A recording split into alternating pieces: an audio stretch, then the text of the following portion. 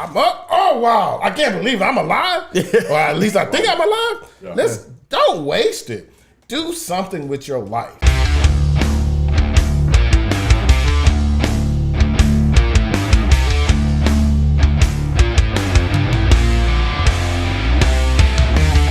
All right, we're back at the Chaos Project studio, and we're having a great time. We invited Percy to come back because we just weren't done with the interrogation.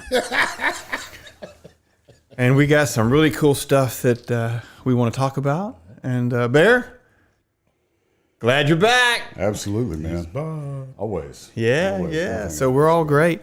And so today we're going to tackle a couple of new topics. What'd you bring with you today, Mr. Bear? So, there's been a couple. I try to stay on point with my fitness regime or regimen. Yeah, that's why I look the way I look. Nice. But man, Percy, you're a big dude. Yeah. Give big hugs. Yeah, yeah. So I got to ask you, man. We mentioned about you fighting, you training. What does your routine look like? Talk to me about when you got into fighting, what type of fighting you do, how much you train now, maybe how age has kind of impacted that. Ooh, that's rough, man. That was just rude. That was downright rude. Yeah, but he's realistic. I can't do what I used to do. Right. I have to do it wiser, though. Let's put it like that. That wisdom gets in. Yeah.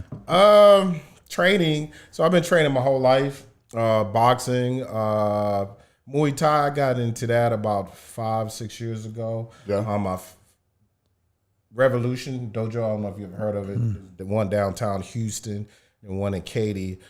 So I fight out of that. And then talking about my travels, I've been to a couple places where they do Muay Thai and fight there as well. So, but I try to get up early in the morning, try to walk, exercise somewhere off in there. It makes my day a little bit better. Sometimes I can do it, sometimes I can't. And then about 5 or 6 normally is time we train and stuff like that. Right. So I go back and forth between that as well. So if you see me limping, that's generally the reason why. Training day. Because when you kick the bag so much, I've had, I'm talking about my injury after commission that was there. I had 32 staples, so I can't feel nothing in this knee and ankle. What'd you do to your knee? MCL, ACL, and PCL was torn doing football, and broke my ankle at the same time. Ooh. So yeah, it was horrible. You had all the CLs. Yeah. I had to repair it like I was bonding, man. Oh, wow. Yeah. So it was a scar that's there. That was in 99, and I had to rehab it to make sure I finished all this other stuff. My commitments was really good, but till this day I can't feel nothing in this knee. And it was, I've had so many surgeries off and on from some fighting and so forth from that. So, but that's generally my routine. That's there. But why do you do it? I don't know. It just helps me sleep better. So it's an addiction in a way. So did you start with boxing? I started with boxing actually, and I remember coming to Houston and visiting. First time I visited my biological dad and his family, and I think it was my cousin that got me into it. So, and that was when I was in 7th, 8th grade. Okay. So ever since then, we've been doing it and off and on, even now to this old age. So I enjoy it to this day, even watching the MMA, people grappling and stuff like that, and so forth. And then at the same time, I was doing jiu-jitsu. And all the way up until when I went to Nashville and stuff like that. Still doing a little bit of stuff like that as well. So it's always been a part of my life. Helped me escape, in so many ways of what I'm doing at that time. So it's just a way of life for me. I don't think I'll ever stop. You're really not thinking about the rough week you had when you were locked up or trading blows with another grown human being. You have to be on your game or you're going to get screwed up. Oh, yeah. Man, I mean, I get it. Muay Thai, you got to watch out for everything. Yeah. 8 limbs. Oh, wow. So Yeah. 8 limbs, the elbows, and Yeah. so kicks to the head, and and my leg doesn't get up that high sometimes. So I may have one. I can kick your body and kick your leg. I mean your leg, but hardly I'm going to be able to kick right up here. So do you do all that shin hardening? Yeah. Really? What do you do for that? Yeah. Kick a lot actually, and then rub it with a stick, stuff like that. But that's generally about it, And then you hit it with some what is it? Not a mallet, but like a little rubber thing that's there oftentimes, and that's get it harder. That's there. So. I've done it because I haven't done it because I'm a soft individual and I don't like pain. Some intentional pain. Yeah. But I even don't like needles, bro. Yeah. But I've heard a Coke bottle, like an actual glass Coke bottle, and just rolling it, up and down. Something strong that's there, right? Man, it hurts too much, bro. I don't want to do it. Yeah. Have you ever had shin splits? I have. What did you do for it? Nothing. Well, that's what you do then, by the way. Right. Yeah, that to train that, that's there because that part of the bone, that's when you're kicking, that's the hardest part that's there. And it's that, I don't care where they hits it, you're going to feel it. And then you're going, rotating through. So that person's going to feel it, and they're going to generally get out the way. I learned how to check it. Yeah. So you still fight now? I spar. I can't go to work with a black eye. Right. So, but I mean, I had one last year. And lucky enough, I had a couple of days in between that. They couldn't really say it, but I was working remotely at that time. So, but I still spar to this day. Whoever, I don't care. Skinny, whatever. Generally, if somebody's fighting, and it depends on the weight class, then we'll spar. If not, then we just go for do something different. Yeah, I don't. Yeah, I still spar. Like that's the greatest thing about it, to me. Yeah. I like it, man. Yeah. Like keeps you fresh, keps you agile, a little more agile. Yeah. Well, you feel it afterwards at our age. At our age, I feel like, oh, what is this? You wake it up, and it's not nothing that you particularly done. It's just part of that age. Like I'm just like, really, really, this is how it's going to end? It happens. It happens. Man, I know you travel a lot. Yes, sir. So when you travel, wherever you travel, and do you hit up like dojos and training centers when you go to different countries? Yes, sir. Cali, Colombia was there. I forgot the name, but I would train there actually during lunchtime when I was working over there. Germany, over there as well in Worms. Wherever there is one that's there, I'm going there. Even in London, I was in, was it Watford? Where, what's the guy's name? He beat up Francis, Jacob. He's from there. And I went to his gym actually, and I trained over there in London. So wherever there's one, I'm going. I want to know what they're doing, anything different and stuff like that. And generally, us Americans, we're bigger than most people. Right. So wherever we're going, we're going to be bigger. So, but I enjoy it. Even in where was that in Kenya? They fight as well. So, boxing more so than that and stuff. So and Muay Thai is picking up. So in those other countries and stuff like that as well. So. So you've been to a lot of countries, man. What was your favorite one?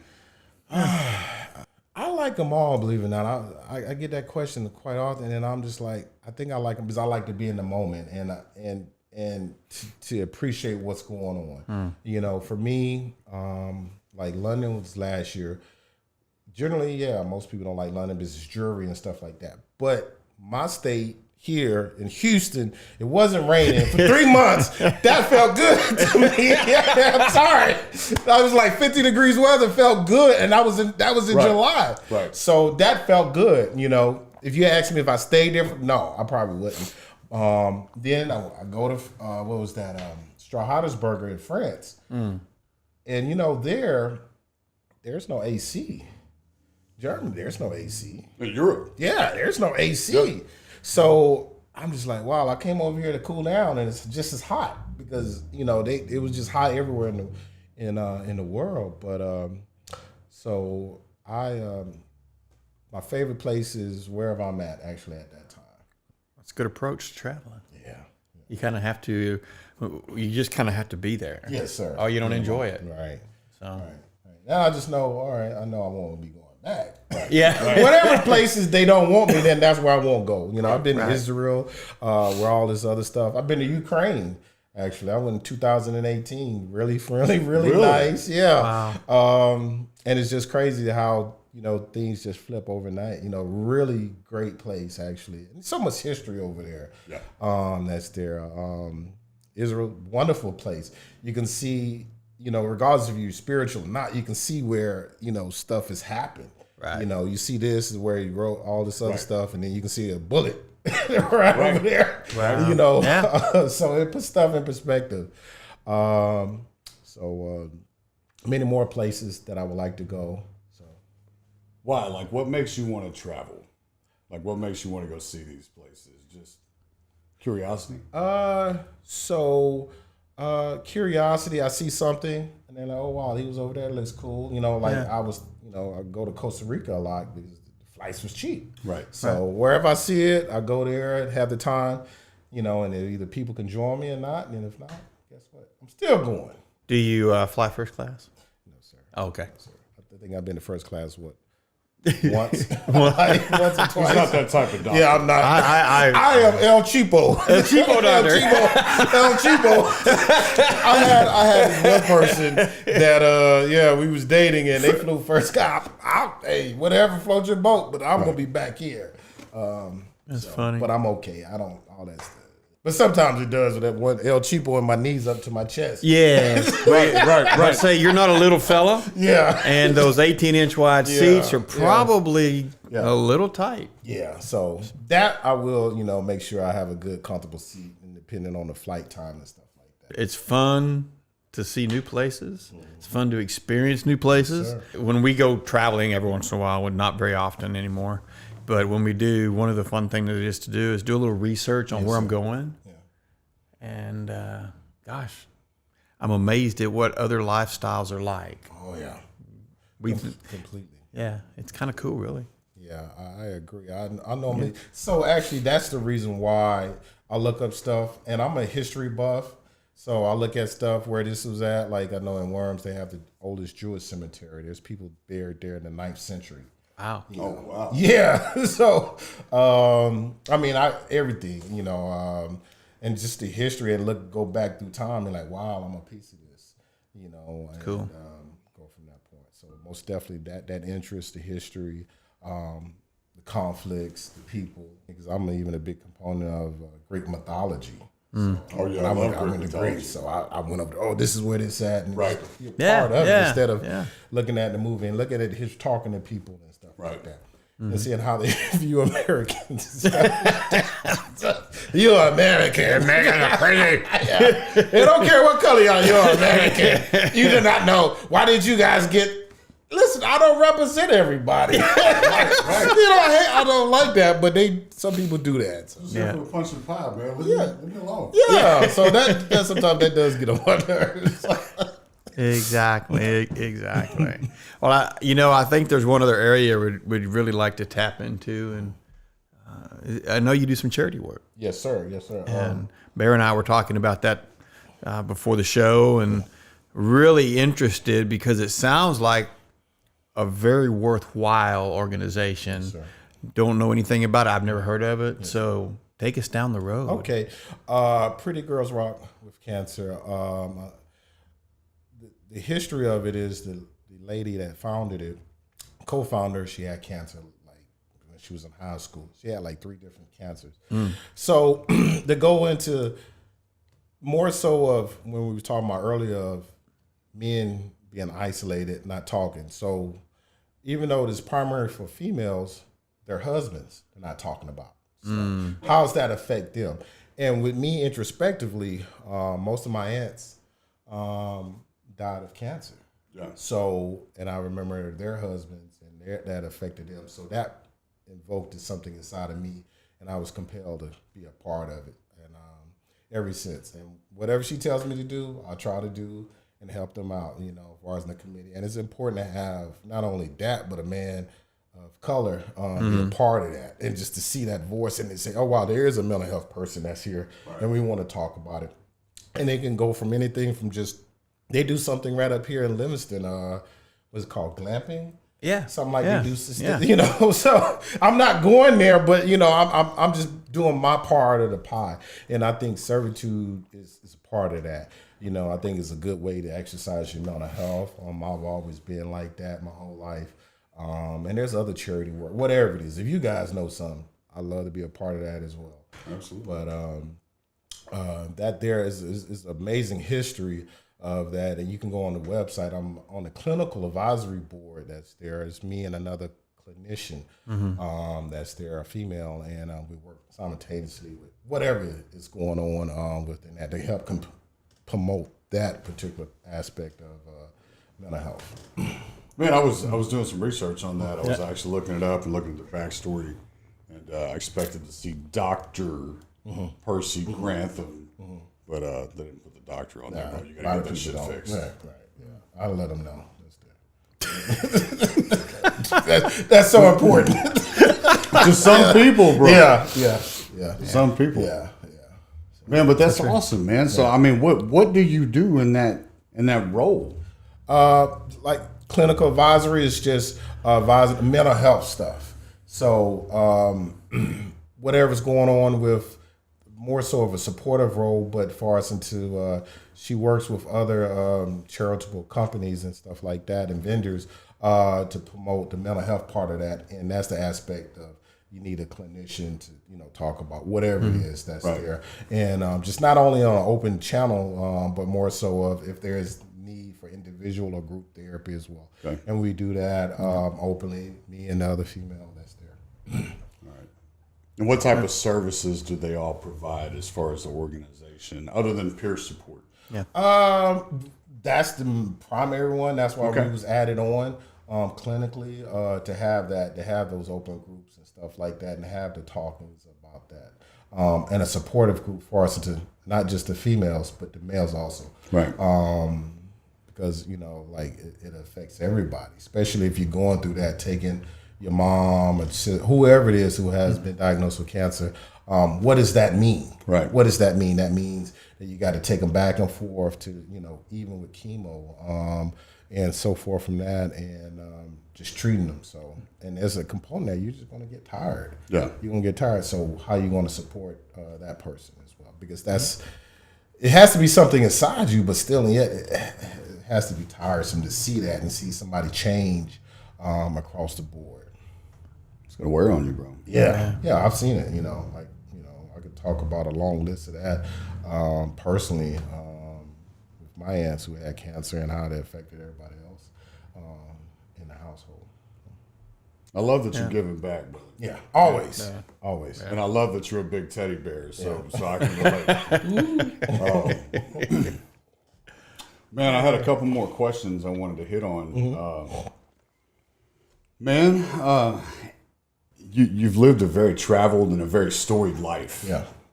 What advice would you give your 18-year-old self now? 18-year-old self now. It's going to be a lonely road, but keep doing what you're doing. Push through it, and everybody else can do away with. Build your team, and I say 5 people, a squad, and then work with them. There's going to be a lot of challenges, and I think we didn't really get into that part of my story, but 18 years old, I was redefined, and I kind of knew what I was going at. So that version of me now, is still the same person in a way, and I knew it would be a lonely road for me. I'm not surprised, but I'm still here. Right. I'm still here because at that age, when I was 14, I didn't think I would make it to be 18. Actually, wow. So now I'm just like, wow. Time seems like it's slow when you're young. As you get older, it seems like all right, we need you to leave the earth type of thing. You better have your stuff, your life insurance in order. Right. It's always interesting to ask people what 18 looked like compared to now. And we weren't even close. We're not going to have CDs. We weren't even close, man. We're not going to have CDs. I can't believe it. Spent a lot of money on CDs, bro. Man, I had a whole rack. That filled my back seat. Man, I had 8 tracks. Hey. Oh, yeah. 8 tracks. Yeah? Wow. You couldn't scratch those, though. Yeah. Them things were like indestructible. Dude, they took up so much space. Betamax and all those things back then. I'm old enough, brother. I've had it all. No. The real. Wow. Yeah, did it all. I remember that. I remember the 8 tracks. It was fun. And yeah. they pulled out too, right? Yeah. It's a big old cartridge, like Yeah, that they big old pull piece out, of plastic with tape in it. Yeah, so it was So- kind of cool. You're what's one of the most valuable life lessons that you've learned going through this whole redefining experience? And when I say your journey, Yes, sir. right? Yeah. Be nice to people regardless if they're going to be mean to you. Say that again. Be nice to people regardless if they're going to be mean to you. I believe that I'm a nice person and a good person. I believe I'm a good person. I may not be nice all the time, but still be a good person regardless if somebody's trying to be mean to you. Right. That's just my motto, regardless of that. You know, and let people know where you're coming from. I've always lived like that, and it's clear, you know, that where there's no in between situations. Right. That's all. Yes, sir. I like that. Solid as a rock. Solid like a rock. So I asked this question to everybody. If you had 24 hours to spend it with all throughout time and history, not Jesus and not family members, Okay. who would it be and why? It wouldn't be a person. It would be the idea of hate, and when that was introduced, the idea of we're different. So it wouldn't be the person, but those ideas that brought that together, and try to see if I can change that.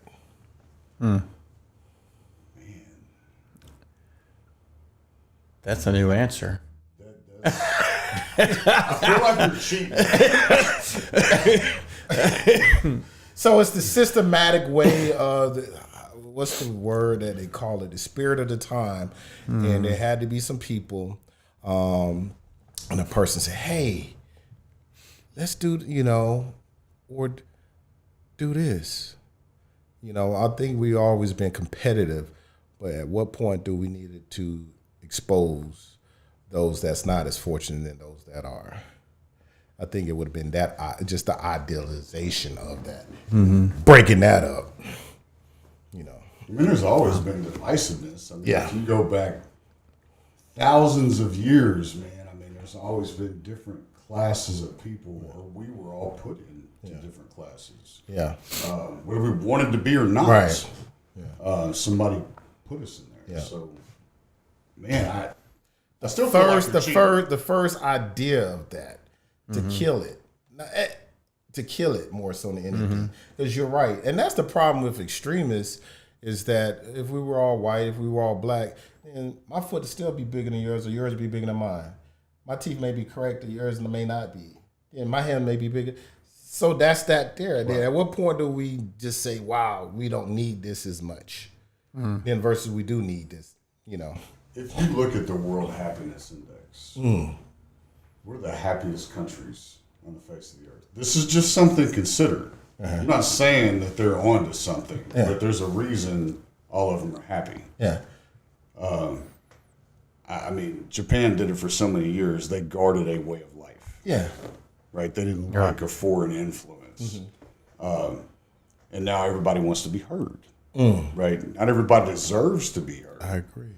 But everybody wants to be heard. Because if you're spewing hate, you're spewing bullshit, bro, shut the hell up and go sit down. Yeah. Right? Right. Adults are talking. Right. So I think Finland is like number one on the World Happiness Index. It's one of those like smaller European countries. Always. Yeah. But I mean, no different than, like tribes in Africa, man, or Australia. Yeah. These guys, they're all the same. Right. The happiest societies are homogenous. Yeah. That's right. And I mean, if you don't really know, like, oh, you got running water?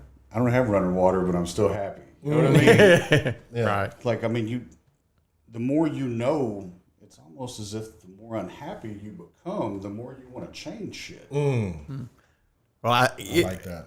Yeah, we don't understand what happy really is. Here in America, we redefine what happiness is. Happiness is having stuff and being in charge, and that's really not it. That's not it, man. Right. The success of life is built on the contingency of materialistic things instead of saying what's internally, an internal peace. I mean, I'd be happy when I don't have car insurance no more. I'd be happy when I don't have a house no more. I just want to ride a bike like in Finland. Right. Yeah.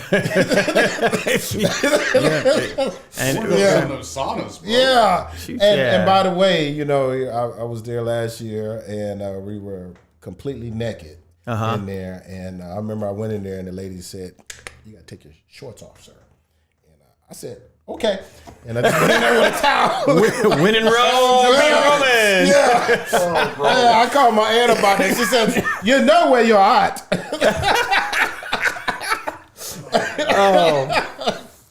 So yeah, Excuse me, sir. Everybody was happy though. I felt like that's why I do like traveling, because everybody was at peace, and we're looking at like we work out and all this stuff, and you need to have a 6-pack and and they're over there and like Okay.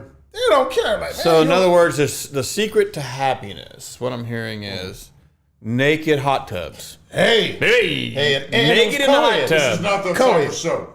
It's not the type of show. but everybody was happy. Absolutely. Yeah, exactly. Had coffee, a cafe, and everybody was sitting and Just relaxing. and out. Yeah. You know, Romans used to have public bathrooms. Yes. Yeah. And you had women, children, Yeah. men. Everybody was in there, and they were right next to each other. Hey, bro, what's up? Yeah. What's up? I mean, you remember like basic. Yeah. Some of the places you went, there were no dividers. Yeah. Yeah. There was no curtain. There was no nothing. You just sat on a toilet. Just even the shower. It's just like everybody's like, yeah. But I don't know where did it change? Culture. Culture. It's all culture. Well, you talk about the original idea. Yeah. I mean, man, I mean, you talking about going back to like Adam and Eve, man. Yeah, like I guess that's where it would have started. So I don't want to mess with that, then. Snakes and all. I'm just like, get out of here. I still look, bro. I'm gonna broach this question again at some point. I still feel like you kind of getting off easy. Well, maybe I can run for Congress then. That was a political answer. Yeah. You just flipped the script. Yeah, because there's nobody in history that I think is significant enough for me, but I think it was because you got to, I mean, all right, well, you want me to go there? Sir Isaac Newton. Okay. Sir Isaac Newton. He didn't have much of a social life, but I would go and ask him some questions. Yeah. Cool. Like, I mean, blow your mind. You don't think it'd be boring? Not for me. Not 24 hours? Not for me. All right. Not for me. At 24 hours, like it. he would have so much to say. I mean, and this is the other aspect of me. Gravity. What is that? And is it universal in the universe? Right. Is it just here? I mean, so many things, and just his mind. Right. It would be him if I can kind of answer that. Him. Right. All right. That's first.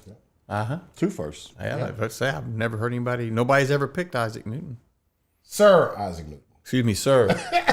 Sir. That'll be sir to you. Yeah. We wouldn't be talking about being naked in the bathtub. We'd be talking about physics and maybe you would be bullshitting naked in the hot tub. Bullshitting with You be happy, but you be happy. And that's the question. Would he be happy? You trying to figure out the laws of the universe, but are you happy? I can only imagine his British accent. I don't care about being happy. I want to watch the apple fall. Yeah. both of y'all gonna work on your British accent. Tea, please. There you go. That's better. Too much Southeast Texas in my life. I am this. This is me, man. Yes. Yes. Oh, goodness gracious. Percy, you are a pleasure to hang out with. I think we could probably just turn the cameras on and we just hang out, drink some coffee for the next 3 hours. And Absolutely. I've got a feeling we'd have stuff to talk about that would be interesting and exciting and very unique. Very Most definitely, unique. no doubt about You know? that. I enjoyed this. Thank you for inviting me. Enjoy seeing you guys all the time anyways. Yeah. Hey man, life is short. Enjoy it, and I think you've kind of tapped into part of what life's all about. Enjoy it. Yeah. You got any parting thoughts? Be Foul advice? Be thankful for everything you have. Wake up. Be thankful from that, and that means what you have in front of you. The most important person right now is the energy between you and I. You know, I wake up and I'm ready to get out there. I love Manic Mondays because I have a new opportunity to provide for myself and my family. You know, I have a theme every day, and I think I'm up. Oh wow! I can't believe I'm alive. Or at least I think I'm alive. Don't waste it. Do something with your life. There you go. You know, I like it. I like that. Yeah. I like that. Yeah. Well, we call this the Chaos Project because life is filled with chaos. And the more conversations that we can have about ringing in some of the chaos to do exactly what you're talking about. Yes, sir. Enjoy the day, but make every day count. Yes. I think there's too many people that don't make every day count. Yesterday is gone. Tomorrow is not yet here. So, man, do something good. Influence somebody positively. Love somebody. And say something nice to somebody. It makes you feel better. You know? And so I've had a blast. I'm excited. Me too. I got my 2 bodyguards on one side, on the other side, brother. Thank you for being here. Thank you. Thank you for being here, Mr. Appreciate Bear. Close us out. Last word. Somebody is waiting. Somebody is holding their breath, waiting for you to fail. Make sure they suffocate. Y'all have a powerful day. All right. See y'all later. Great.